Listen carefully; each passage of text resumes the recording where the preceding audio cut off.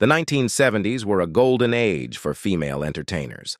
Talented actresses, singers, and models rose to stardom, captivating audiences with their talent and captivating performances. Remember the fierce Flo Brown or the captivating Cleo from Claudine? These are just a few of the stunning black queens who ruled the silver screen back then. But what about now? Are they still dazzling audiences, or have they chosen a different path? Today, on Black Afric Diary, we're going on a glamorous time warp to meet the 20 most beautiful black actresses of the 70s and uncover what life holds for them today. Let's get started. Number 20. Rosalind Cash. Before Denzel, before Angela Bassett, there was Rosalind Cash. This intense, stage-trained African-American leading lady of the 1970s and busy supporting player ever since began her career in NYC, performing as a nightclub singer before moving to stage work on and off Broadway. In 1968, Cash joined the prestigious Negro Ensemble Company. Cash's professional life began in the early 1970s and flourished for over 2 decades. She seamlessly transitioned between stage and screen, captivating audiences with her versatility and powerful presence. Cash's dedication to theater was evident. She appeared in productions like King Lear for PBS's Theater in America and adaptations of literary classics like James Baldwin's Go Tell It on the Mountain. Her television career leaned towards high-quality productions that explored social issues and historical narratives. Projects like the miniseries Guyana Tragedy, The Story of Jim Jones, and the drama The Sophisticated Gents stand as testaments to this commitment. While her film career wasn't as extensive as her stage and television work, Cash made impactful appearances in films like The Omega Man and Uptown Saturday Night.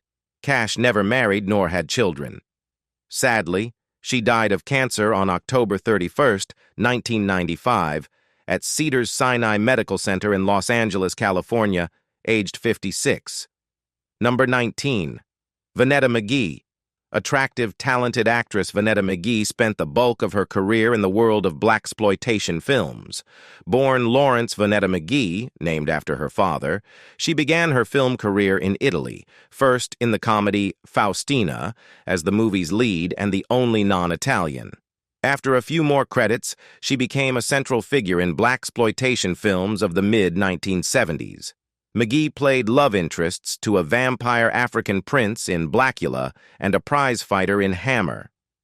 With Shaft in Africa, an entry in the popular Private Eye series featuring Richard Roundtree, she played an emir's daughter.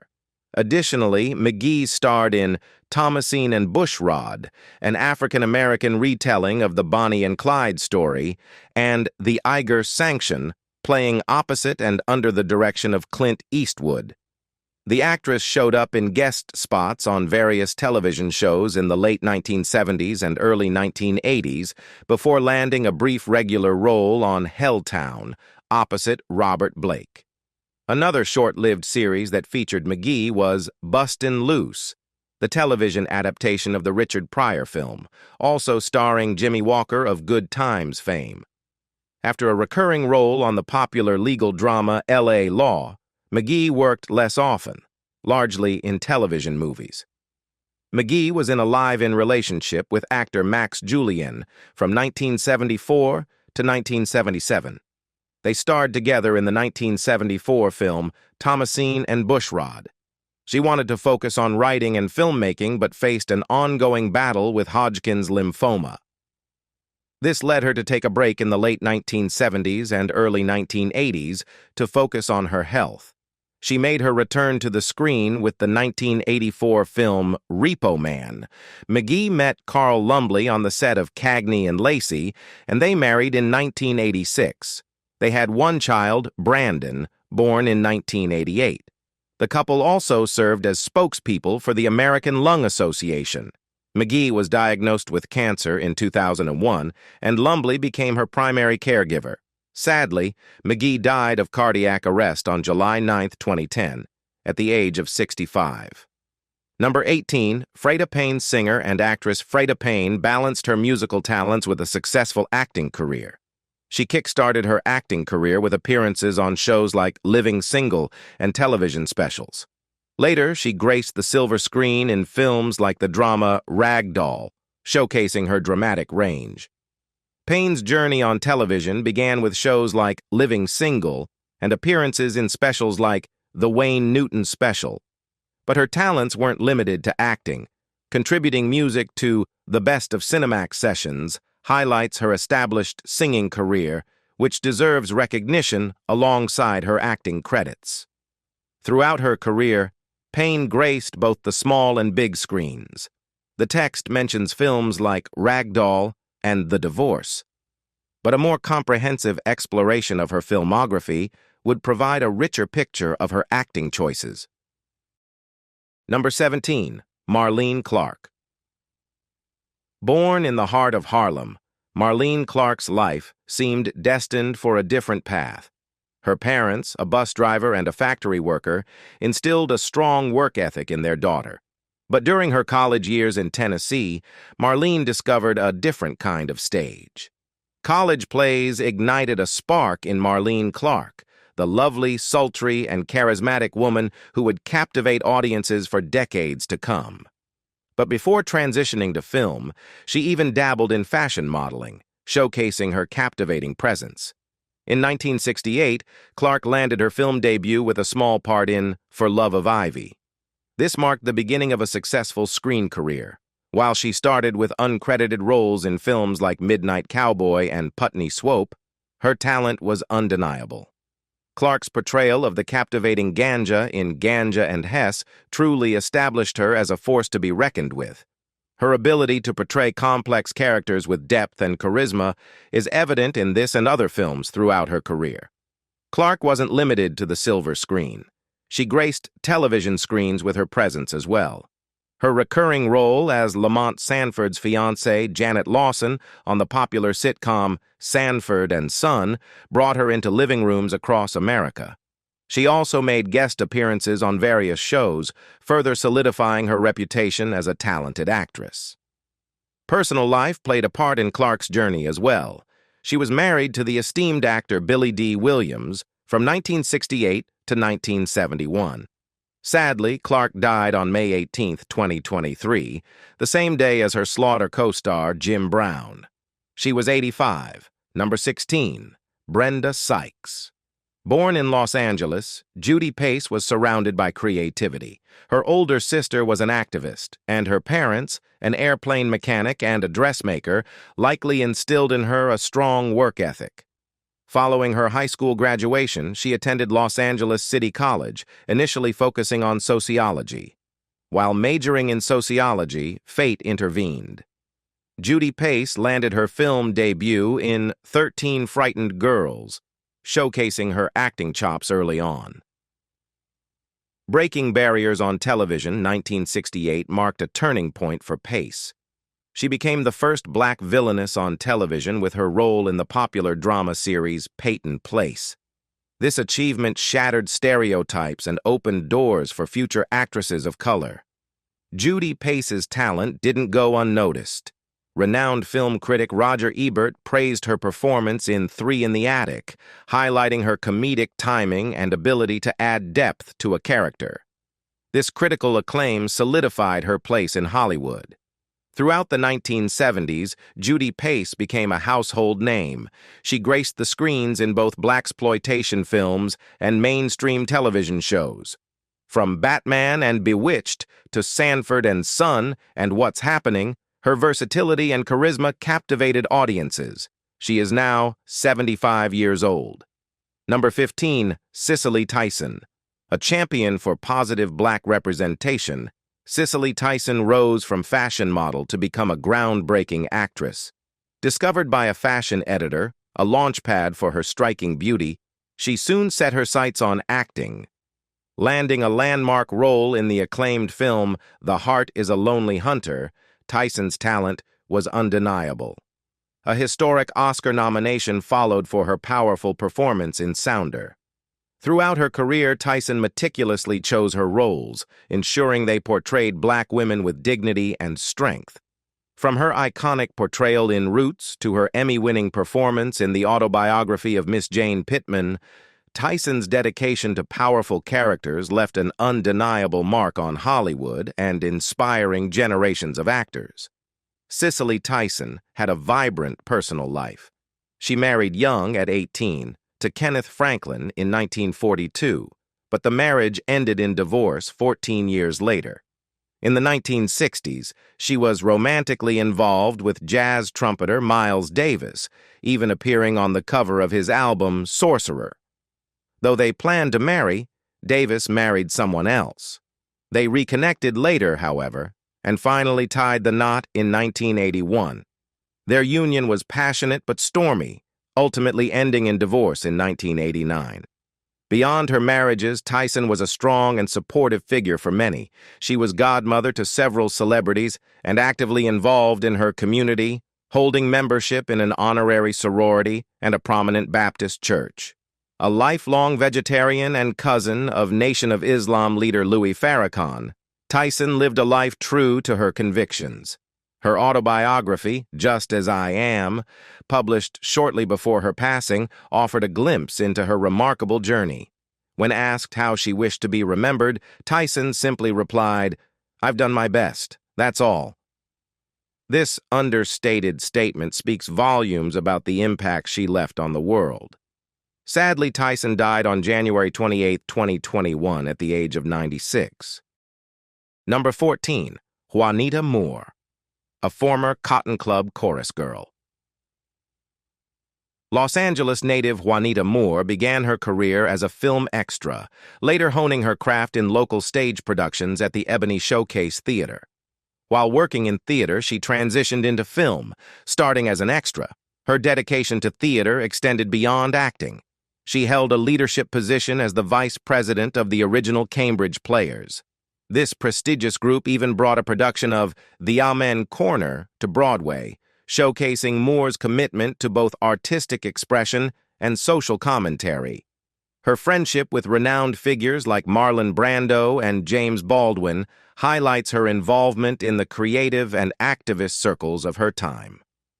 It was Moore, in fact, who provided the financial support that allowed Baldwin to write the play The Amen Corner. Moore's film career began in 1939 with Double Deal. Throughout the following decades, she steadily built her resume, taking on diverse roles in various films. Her talent and dedication were finally recognized in 1959 with her role in the critically acclaimed film Imitation of Life.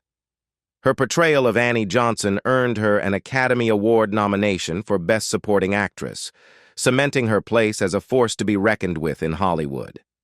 Moore's personal life was filled with love and support. Her marriage to Charles Burris lasted for 50 years, a testament to their enduring bond. Sadly, after a late career resurgence as a character actress on television, Juanita Moore died at the age of 99 in 2013. Number 13, Judy Pace. First hailed as a groundbreaking black beauty on screen, Judy Pace shattered stereotypes to become a phenomenal actress. From iconic shows like Batman to gritty dramas like Brian's Song, her talent shone through. With a smile that warmed the screen and a presence that commanded attention, Judy Pace was undeniably beautiful. However, to reduce her to just her looks would be a disservice. Her dark brown complexion was a beacon, proving that beauty comes in all shades. The 1970s were undeniably a golden age for Judy Pace. She graced both the big and small screens, becoming a familiar face in popular productions. From blaxploitation films to iconic television shows like Batman and Bewitched, her versatility and charisma were undeniable. While Judy Pace's beauty was captivating, the text rightly emphasizes that she shouldn't be reduced to just her looks. She possessed genuine acting talent, evident in the warmth and depth she brought to every role. Her ability to portray characters who were welcoming, strong, and graceful is a testament to her skills. Judy Pace's presence as a dark-skinned beauty on screen was groundbreaking. She challenged societal perceptions and redefined the standards of beauty in the entertainment industry. Her success paved the way for future generations of actresses of color. She is now 82 years old. Number 12. Lola Fana. A teenage runaway with dreams bigger than Broadway, Lola Fana braved nights in subway stations, her unwavering determination fueling her journey. She honed her skills in African dance, and her big break came when she landed a life-changing role opposite Sammy Davis Jr. in the Broadway hit Golden Boy. Fana's talent shone internationally, touring Italy, captivating audiences, even starring in 2 films. Later, she toured with and eventually married musician Feliciano "Butch" Tavares. By 1979, Lola Fana had become the highest-paid entertainer in Las Vegas, forever known as the First Lady of Vegas. With help from Sammy Davis Jr., Lola Fana brought her act to Las Vegas and quickly became a top draw. By the late 1970s, she was known as the Queen of Las Vegas, performing to sold-out crowds at the Sands, the Riviera, and the MGM Grand hotels. The Aladdin Hotel eventually offered her $100,000 per week, making her the highest-paid female performer in Las Vegas at the time. Her show ran for 20 weeks each year and was a major tourist attraction. While enjoying her success in Las Vegas, Fana looked for other TV roles. She was set to star in a remake of the 1950s Vampira show, but when that project fell through, she joined the cast of the short-lived CBS soap opera Capital as Charity Blake, a wealthy entertainment mogul. In June 1987, Lola Fana experienced a severe relapse of multiple sclerosis. She became partially paralyzed on her left side, lost some of her vision, and her voice and hearing were affected. Her recovery took a year and a half, during which she spent much of her time praying. Fana credits her recovery to a profound spiritual experience, feeling the presence of the Lord. She converted to Catholicism in 1988. Although she returned to performing in Las Vegas in 1987, her faith and religious practice became central to her life. After another bout with multiple sclerosis in 1996, Fana moved back to Philadelphia to live with her parents for a while. She is now 81 years old. Number 11. Beverly Johnson. The first black woman on the cover of American Vogue, Beverly Johnson has continued to break barriers on screen. From action-packed adventures with Michael Caine to heartwarming dramas with Tyler Perry, her filmography reflects her incredible versatility. While Johnson's television and film appearances are noteworthy, it's important to acknowledge her immense contribution to the modeling world. She shattered barriers and paved the way for future generations by becoming the first black model to grace the cover of Vogue in 1974. Johnson wasn't content to rest on her laurels. She actively sought opportunities in television, appearing in specials like AIDS, Changing the Rules, and the 1989 Miss USA pageant. This move showcased her desire to connect with audiences beyond the fashion world. The 1990s marked a shift towards film roles for Johnson. She appeared in diverse projects, from the adventure film Ashanti to the action comedy National Lampoon's Loaded Weapon 1. This versatility is a hallmark of her career. In 2024, Johnson embarked on a one-woman off-Broadway show entitled Beverly Johnson in Vogue. It was characterized as an intimate live biography with Johnson taking the stage to share her personal dispatches in the ever-shifting but never dull fashion and entertainment industries. Johnson has been married 3 times. Her first marriage was to real estate agent Billy Potter in 1971, but they divorced in 1974. On May 8, 1977, Johnson married businessman and music producer Danny Sims. She had a daughter, Anansa Sims, with him on December 27, 1978, in New York City. They divorced in 1979.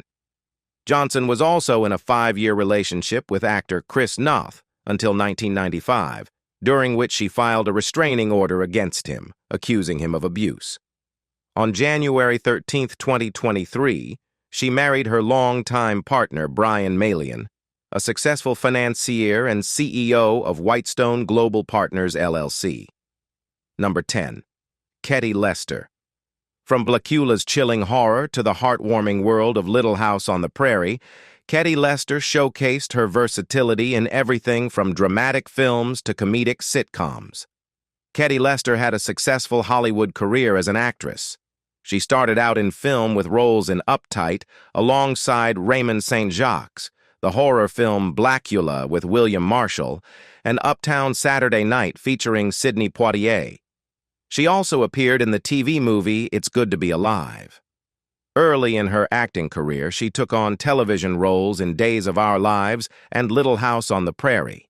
She also featured in the TV special Hunter and starred in TV movies like Cops and Robin, Battered, and The Night the City Screamed. In the late 1980s and early 1990s, Lester continued to work in television with roles in the Heat of the Night and Quantum Leap. She also appeared in films like Street Night and House Party 3 with Christopher Kid Reed. Her most recent appearance was on Rock and Roll Graffiti. Number 9. Diana Ross. While studying fashion and design in high school, a teenage Diana joined the Primettes, a sister group to the male vocalists known as the Primes. These groups eventually evolved into the iconic Motown acts, the Temptations and the Supremes, originally called the Primettes. The Supremes faced initial challenges with several unsuccessful singles. However, Berry Gordy, the founder of Motown, saw immense potential in Diana Ross, and she became the lead singer. This decision pushed the other two original members, Florence Ballard and Mary Wilson, further into the background. The Supremes' sound continued to evolve, incorporating elements of psychedelia and tackling social issues in later hits like Love Child and I'm Living in Shame.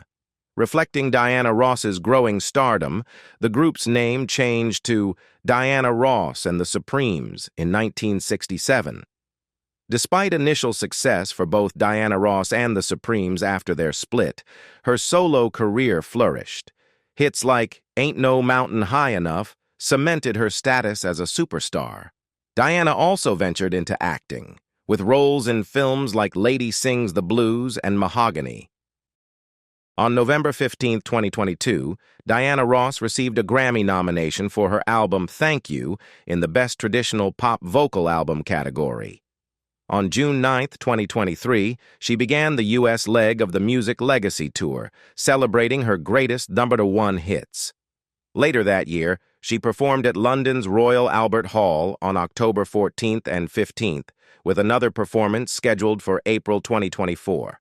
Ross also took part in a concert produced by Eminem to celebrate the grand reopening of the Michigan Central Station on June 6th. The event was streamed live on Peacock, and a one-hour primetime rebroadcast aired on NBC on June 9th at 7 p.m. She is now 80 years old. Number 8. Thelma Carpenter.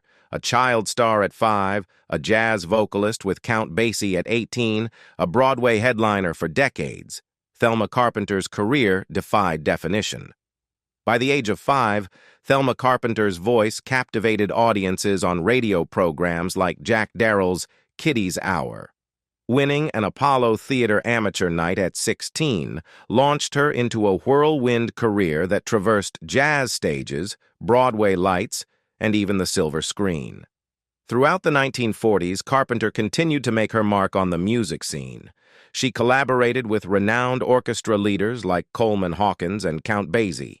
These collaborations not only showcased her vocal prowess, but also resulted in numerous recordings and broadcasts.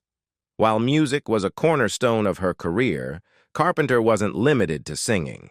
She made her Broadway debut in 1944, sharing the stage with the legendary Bill Bojangles Robinson. This marked the beginning of a successful theatrical career that included replacing Dinah Shore on the popular Eddie Cantor show and starring in various Broadway productions like Inside USA and Shuffle Along. The 1960s and 1970s saw Carpenter continue to shine on the stage. She understudied for Pearl Bailey in Hello, Dolly, and eventually took over the role for a significant run. She originated roles in Broadway productions like Bubbling Brown Sugar and toured nationally with acclaimed musicals like Pippin. Television roles and appearances in films like The Wiz and The Cotton Club further diversified her resume. Sadly, Carpenter suffered cardiac arrest and died in New York on May 14, 1997. She was cremated and left no immediate survivors. Number 7. Nichelle Nichols. An inspiration to future generations, actress Nichelle Nichols became a cultural icon with her role as La Uhura on Star Trek. Having toured with musical legends, Nichols took on the role in the racially charged 1960s. Unhappy with her status on Star Trek, she had been ready to leave the show until Martin Luther King Jr. convinced Nichols that her role was breaking important new ground and served as an inspiration to millions. His intuition was correct, as years later people as diverse as Dr. Mae Jemison, the first African-American woman in space, and comedian Whoopi Goldberg would cite Nichols as a major influence on their lives. In the mid to late 1970s, the multi-talented actress began providing consulting services for NASA as a recruiter of more diverse candidates for the space program. More visible to fans, Nichols reprised the role of Uhura in a series of hit feature films that continued the franchise a full decade after the original series had been canceled. Star Trek, the motion picture, Star Trek II, The Wrath of Khan, and 4 more entries completed the adventures of the original crew, much to the delight of Trekkies the world over. In June 2015, Nichols had a mild stroke at her home in Los Angeles and was taken to the hospital. An MRI confirmed the stroke, and she started therapy. In early 2018, she was diagnosed with dementia and announced her retirement from convention appearances. After some legal issues with her manager-turned-caretaker Gilbert Bell, her son Kyle Johnson sought conservatorship in 2018. Before a court granted it in January 2019, Nichols' friend Angelique Fawcett, who had concerns about Bell's control over Nichols, fought for visitation rights and opposed Johnson's petition. This dispute, along with a 2019 court case where Bell was fighting eviction from Nichols' guest house, was still ongoing as of August 2021. Sadly, Nichols died of heart failure in Silver City, New Mexico, on July 30, 2022, at the age of 89. Number 6. Denise Nicholas. Not entirely unlike Sidney Poitier, Denise Nicholas was a quietly dignified, cool yet powerful on-screen performer who was instrumental in the civil rights movement during the late 1960s and early 70s. After touring America as part of a progressive theater group, she began acting on television and almost immediately landed her signature role as compassionate guidance counselor Liz McIntyre on the socially conscious college dramedy Room 222. During her run on the show, which regularly dealt with issues such as race relations and women's rights, she also broke barriers in the world of cinema, co-starring in such blaxploitation classics as the absurdly inspired horror send-up Blackula. She remained a fairly prolific TV force throughout the 70s and into the following decade, but it wasn't until she joined the cast of the gritty, hot-button crime drama In the Heat of the Night that she again found a truly resonant role. While portraying Knight's councilwoman Harriet DeLong, Thompson took part in a momentous, close-to-home storyline which not only provided her with a sort of personal closure for her own sister's murder, but also inspired her to pursue a writing career. She penned several episodes of the series before heading back to school to formally study her second craft. Her first novel, Freshwater Road, was adapted into a stage show at Brown University in 2008. Following a string of decidedly lighthearted roles in projects such as the feel-good family comedy Ghost Dad, she retired from acting in 2004. She is now 80 years old. Number 5. Teresa Graves. Teresa Graves' artistic journey began in the music world. She sang with the Doodletown Pipers, showcasing her vocal talent. Transitioning to television and breaking barriers, Graves' ambition led her to television. Her appearances on Rowan and Martin's Laugh-In introduced her to a wider audience. However, her most significant contribution came in 1974. In Get Christie Love, Teresa Graves became the first black woman to star in her own hour-long television drama series. This role shattered racial barriers and paved the way for more diverse representation on television. While Teresa Graves' acting career after Get Christie Love was brief, her impact on television is undeniable. She is remembered as a talented performer and a pioneer who opened doors for future generations of black actresses. Her story is an inspiration for those who strive for diversity and inclusion in the entertainment industry. Graves became a Jehovah's Witness in 1974 and quickly began using her fame to raise international awareness about the persecution of witnesses in Malawi under Hastings Kamuzu Banda's rule.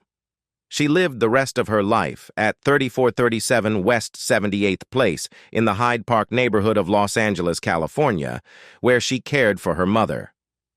On October 10, 2002, a fire caused by a space heater broke out in her home.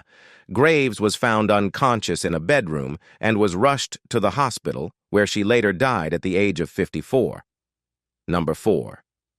Diahan Carroll.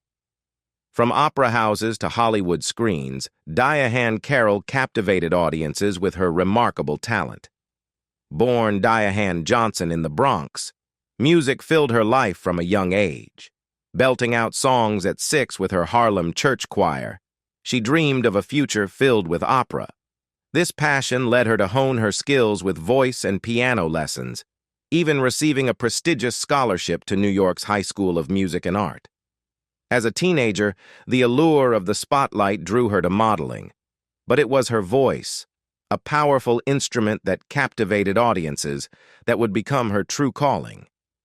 Carroll was diagnosed with breast cancer in 1997, a diagnosis that stunned her since there was no family history of the disease and she had always led a healthy lifestyle. She underwent 9 weeks of radiation therapy and remained cancer-free for years. She often spoke about the importance of early detection and prevention. Carroll passed away from cancer at her home in West Hollywood, California on October 4, 2019, at the age of 84. She also had dementia at the time, though Mark Kopage, who played her son on Julia, mentioned that she did not seem to show significant signs of cognitive decline as of late 2017.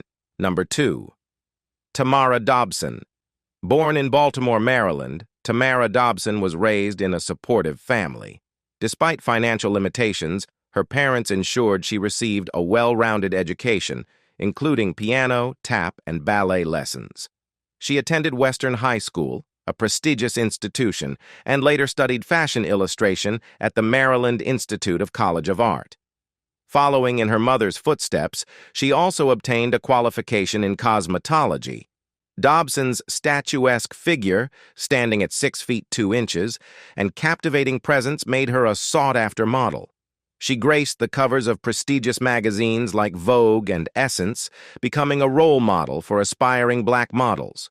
Her work extended beyond print media, as she appeared in commercials for renowned brands like Revlon, Fabergé, and Chanel. Sadly, Dobson was diagnosed with multiple sclerosis in 2000. She passed away on October 2, 2006, at Keswick Multicare Center in Baltimore, Maryland, due to complications from pneumonia and multiple sclerosis. She was 59 years old. Dobson never married or had children. Number 1. Pam Grier. A 1970s pop culture icon, Pam Grier rose to fame with a string of roles as tough and sexy heroines in blaxploitation classics like Coffee and Foxy Brown, becoming the first black female action hero. A home video boom reignited interest in her work, leading to a return to films in the 80s and 90s. Unabashed fan Quentin Tarantino paid homage to her with Jackie Brown, reviving her career. She tackled substantive roles in The L Word and continues to be an enduring symbol of female empowerment. She is now 75 years old. Thanks for watching, guys. If you like this video, Please like, comment, and share it with your friends. And don't forget to subscribe to our channel. See you on the next video.